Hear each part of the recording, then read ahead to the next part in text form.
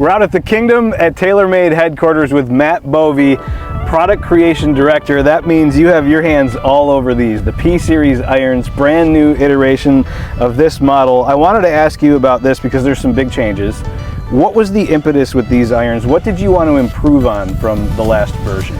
Well, to answer that, you got to kind of pick which one you want to dive into because they both have their own sort of unique qualities in golfer that we're going for. So where do you want to start? So let's start 770 or P7CB? So let's start with the P770. This is a modern player's iron, correct? Exactly. We're talking what, 5 to 10 handicap maybe?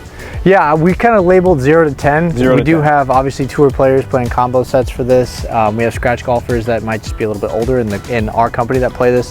It's kind of a 0 to 10 range, depends on where you lose or gain strokes on the course. So with this, let's talk about not only the design but the functionality of it. What went into the changes that you wanted to make from last time that we had the P-Series out? Because in my opinion, it almost seemed like the 770 was a smaller version of the 790, but now we have some big changes to improve on a few things. What were the big things you wanted to change? Yeah, if I'm going to put it into different categories, the new P770 is going to stand out from a feel perspective. Sure. It's more forgiving than the previous version. And we made some important shaping changes that are going to shift it a little bit more towards the better player than where it used to be and really fit their eye a little bit better. So let's talk about feel. I'm assuming we're talking about the face. What changed in terms of how do you make it feel better? When people hear that, it's a little subjective, right? Feel is subjective, and feel is a unique beast in that ultimately, if you control how the club vibrates at impact, you control what the golfer sound or feels Sure. or hears. It all comes through sound through the club. So how you control that, it really comes down to a lot of aspects of the head. The face is involved, of course, but also where you're putting mass and reinforcing different parts of the head will control that. The important thing is that the feel on this 770 has taken a substantial step forward, feeling more towards like a single piece forging that people would kind of come to know and expect. Okay. The scoring clubs, we took a dramatic step forward, but even in tour testing with the long irons and going through these demos, I'm getting just repeated feedback of like, wow, this one feels better than the predecessor. So it's really top to bottom, and it's a huge credit to our R&D team and how they go through everything with a fine-tooth comb to make sure each one of these has incredible feel. It really comes down to, again, these specific heads, long irons, mid irons, short irons. You got to think about each head individually if you're going to design it and get every little bit of performance out of it for the player. Now, performance, when you start to be on this side of the player spectrum, is more than just distance, Sure. right? Yep. It's consistency, it's feel, it's turf interactions, all these things, but you still need to think about each club individually. So we did that with sound, we did that with feel, we've obviously done that with shaping, so on and so forth. So turf interactions, great segue. I was going to ask you about that anyways. How do you improve turf interaction? Because we have so many different swings. Yeah. How do you do that with a club? So yeah, it will be a little bit player dependent, of course, but one thing that we did with this particular one is we sharpened the leading edge a little bit and we lowered the leading edge height. It's going to allow it to cut into the turf a little bit better, but this thing has a kind of more of a medium sole width on it to where it's going to prevent the club from digging. So what we noticed was in the long irons previously, that leading edge was a little blunt, and so you naturally aren't as steep with your long irons, right? So we wanted to provide something that got into the turf a little bit better and also would help you launch the ball more consistently. That's exactly what this is designed to do. And so to transition over to the CB, was the 770 also the changes that you made? Is it fair to say that these can kind of combo with each other too, a little bit, play off of each other? Yep, absolutely. One thing we didn't touch on shaping wise for that 770, it helps at combos. We've actually made that top line a little bit thinner visually. So that was a piece of feedback that we got from players on the market and better players specifically. They just want to see something a little cleaner. Now, when you bring that over to the P7CB, you mentioned the combo sets. The P7CB is going to be a little bit smaller, pretty much across the board. Top line's going to be a little thinner, and your blade length is going to be a little bit shorter, most notably in the long irons. But the soles are designed to work together, and then again, just the visual flow of those, you can really plug and play them at any particular time, and it's going to work. Okay, and let's talk about, when we talk about MOI, forgiveness, speed, all that, mass is involved with that, where it's placed.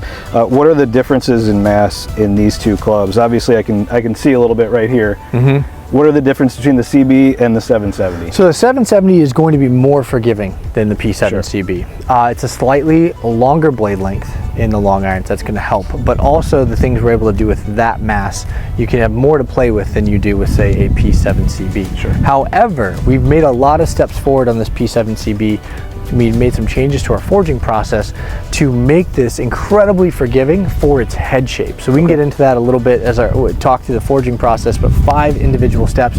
We're co-forging multiple materials into this one solid body, which allows us to accentuate the perimeter weighting, drive stability, and also put this mass pad behind that point of impact, which is going to help us get great feel, but we're not doing it at a sacrifice of mass property in terms of center of gravity. Sure. So you're still hitting these launch windows, still getting very playable long irons, which is why you saw such quick tour adoption from Rory, from Colin, from Tommy, the list goes on. Yeah. But an incredible all-around solid body forging. And when we talk about center of gravity, all these have the FLTD CG, where the center of gravity is going to change as we go up in longer irons, correct? Yeah, so that FLTD CG, flight and CG as Tough we like to call it. Yep, mouthful.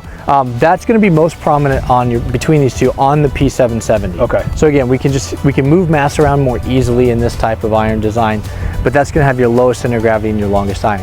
Okay. The P7CB doesn't have flighted CG, but it does have a constant CG through the set, which is not normal for a forged solid product like that. Usually what happens is the CG starts to creep up in your long irons when you have a solid forging, because there's just not as much mass to be able to move around. Sure. Again, I talked about those co-forged materials inside that 5-step process.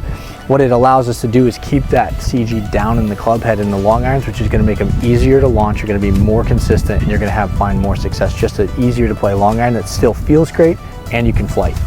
You talked about the tour players. These are for guys like that can hit it and want that feel, that workability. Yep. When you came out with a prototype, was there demand for that early on? Did you send them out to the players, or were they asking about it? Because it seemed like, from my perspective at least, on the outside looking in, it seemed like a lot of these started to make their way in the bag.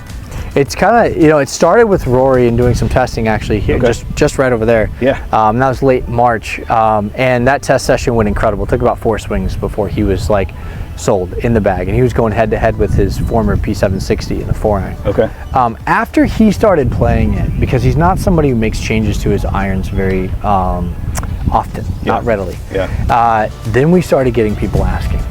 And when you rolled it out, and Colin had it in the bag. He's another player who's very particular. Tommy, and these guys, I'll see it, Michael Block. All great iron players. He changed out of his 2014 CBs for the first time. Like, we haven't been able to get him to get into anything new, and he fell in love with these. Wow. People start to see that, other players see that, and then they start asking.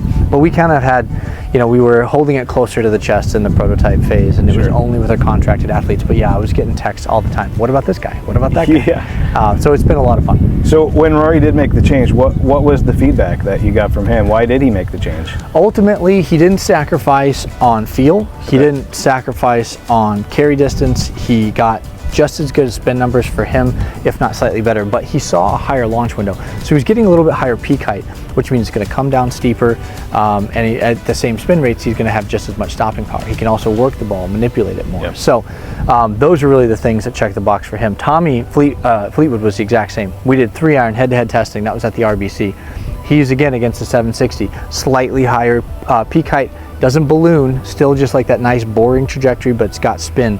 And then Colin was comparing it to a P770. Now for Colin, he's been battling, he always wants a little more spin because he wants to be able to control that shot.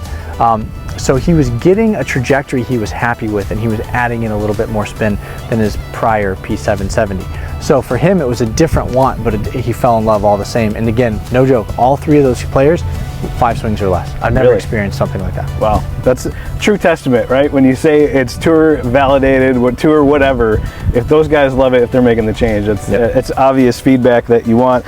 So we don't have these here, but the P790 is a part of this family as well. It's a player's distance iron.